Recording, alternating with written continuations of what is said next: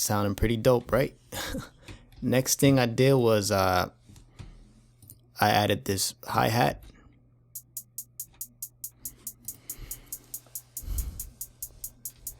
I'm gonna change this hi-hat. This trap attack is a pretty old drum kit, so I think I have this here as just like a rough copy of what I want the hi-hat to sound like, as far as what instrument wise, not as far as tonality. So I have that hi-hat, and then this one, and then this third one. It sounds pretty strong.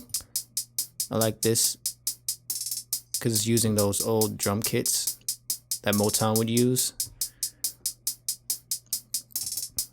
And this, I'm just really going to change this hi-hat one. But all three of these have the same type of effects as well individually, except for the second one. The third one has an equalizer and a compressor, and it's being sent to the left, -14 degrees to the left. And it also has I took out some low frequencies just in case if they're there or not, and I took out some of the high, very strong, annoying frequencies that would be unpleasing to the ear. And the same thing for this well, actually for the second one I didn't do any equalization, which I should probably do. Let me solo it out, see how it sounds. Just in case, let's just take some of that high frequency sound out. And it doesn't hurt to take whatever low frequencies may be muddying the mix up. And that's panned to the nowhere. It just has a natural pan from the drum kit. So I'm sending all three of these hi-hats. This one is going to be changed, hi-hat 1, but it also has the same type of effects that hi-hat 3 has as far as compression and equalization. I'm sending all three of these. Well, I should send this third one there too. Well, I'm sending 2 and 3 to a bus where I take out additional frequencies that may or may not be annoying. I think when I did this, they were kind of, bothersome. So I took them out at 14,600 hertz. I took 5 decibels out. And then I added this. I added this Brainworks harshness controller. I added this filter, which means I added some dampening, and I added some saturation and some presence. And this whole thing that I just soloed out is what's being added to the to the original signal to make it stand out in the mix.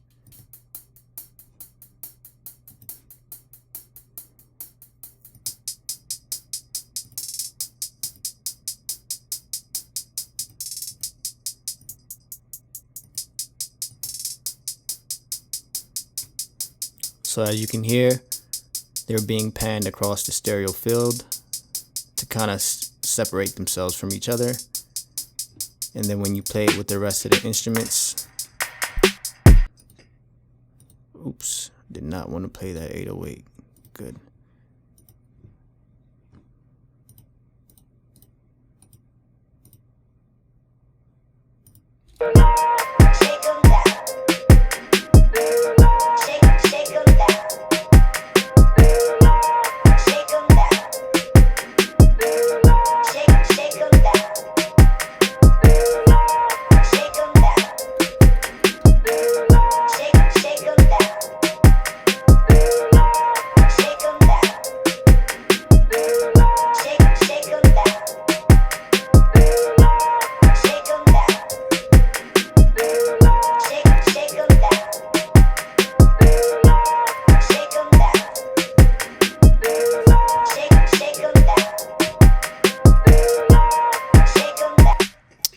next thing I did was, I'm not entirely sure if this is the order I went in, but for the sake of this video, when I say next thing I did was, I'm just talking about the next thing on the chain that I want to show you. I mean on the mix. So I took these sample loops. They're bongos. It's called Latin Day Bongo, and it's just a loop that I found in Apple Loops or Logic Loops that I thought was pretty cool. 2 of them actually. So here's the first one.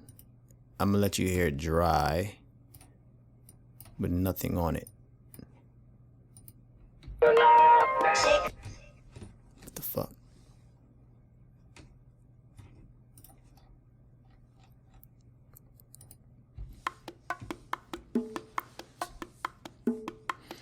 So it just sounds kind of, you know, it just sounds dry. Like, it sounds like there's no life to them. So the first thing I did was I EQ'd it, got rid of some of the low end and some of the mid to low end at around the 244 hertz, and I boosted around 558 for some high frequency to add some additional high frequencies to it so it can cut through the mix.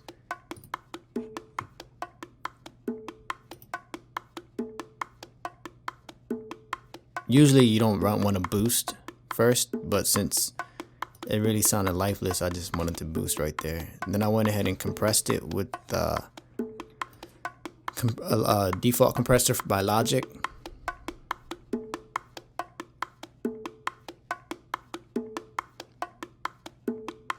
Felt like I added some more punch to it. Alright, and then I added this exciter by Ozone. I feel like Ozone 5's exciter is still to this day the best sounding exciter. I don't know why. It sounds better than their new exciters. This Ozone 5 to me just sounds like amazing. Alright, so on and off.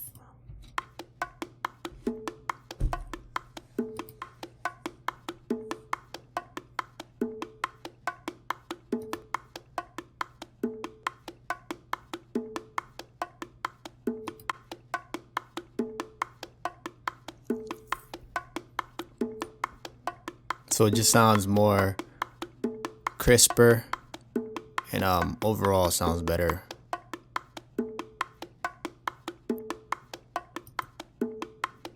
Alright. I'm gonna save this direction mixer for last for the sake of you being able to hear what I'm doing to it. I do pan it all the way to the left ear. But before I did that,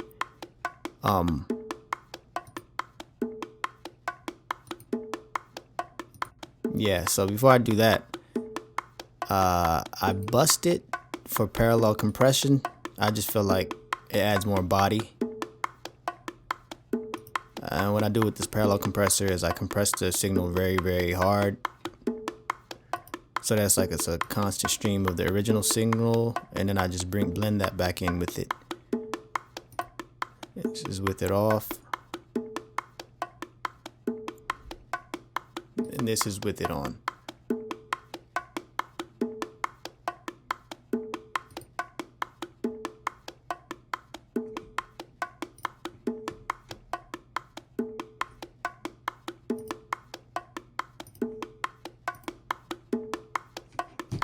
More volume, more punch, brings it up front more. Alright, the next thing is I do another bus, and in this bus I add a filter, a wah filter, to give it some movement and some body at the same time, to make it sound like those transients are being hit. You know, it just sounds better to me. So just to solo that out,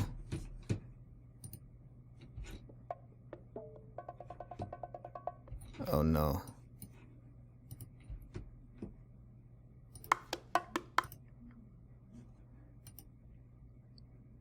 It should be playing. No,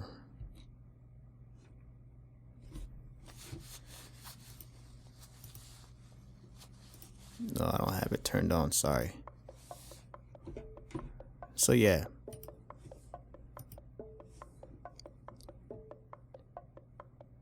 $15.2. I'm gonna turn it up so you can hear what I'm talking about.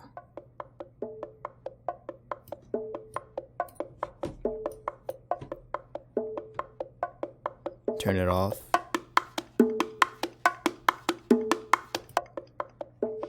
So this just to me adds additional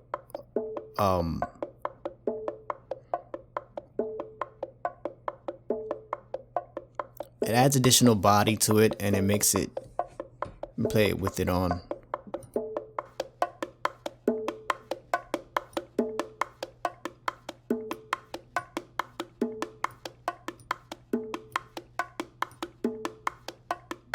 Gives it space, you know what I mean?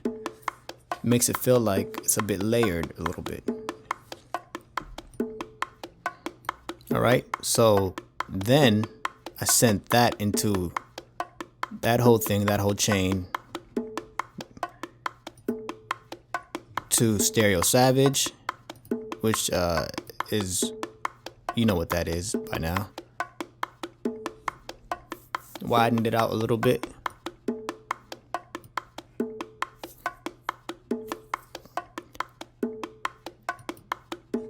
And then I sent that all the way to the left ear. So, same exact thing for the other sample, except it's being panned to the right ear.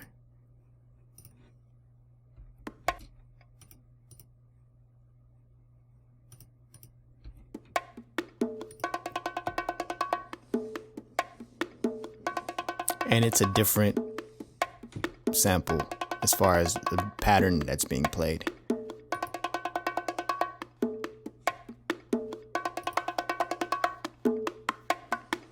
Here's both of them turned on,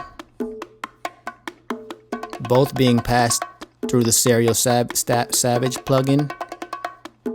And then finally, I throw this neutron on there specifically for this portion of the plugin called width. It's already panned all the way to the right and left, but for some reason when I pan and I add some additional width to it, it just adds an effect that's kind of new to me, and I like it within the context of the rest of the mix. So I also boost at 615 because I felt like it needed some there. So here's with it on, off, and then on.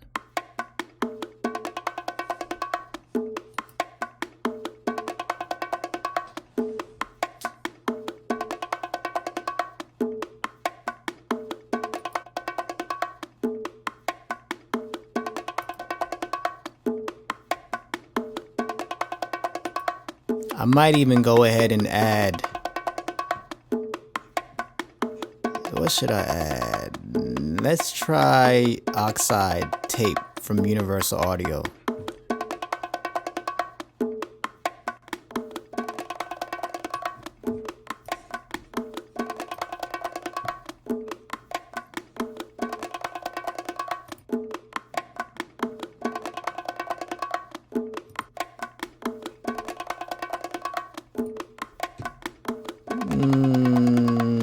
Overheads, they're not overheads, they're not snares, they're not any of these instruments. They're bongos. Where the bongos at? Alright, I'm not gonna use this because it's too much. It's muddying the whole thing up. Alright, so that's what I did for those bongos. And also,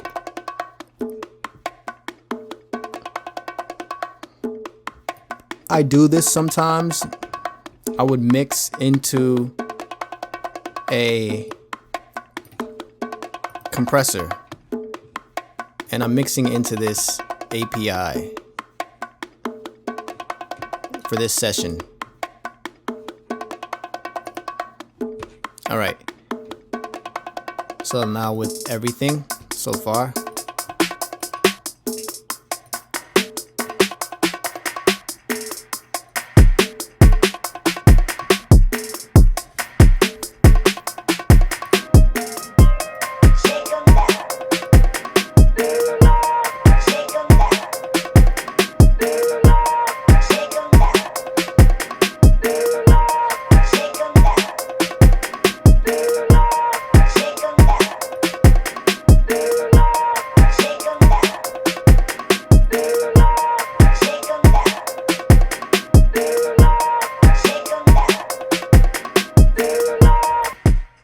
it's the kick that's making this clip like that.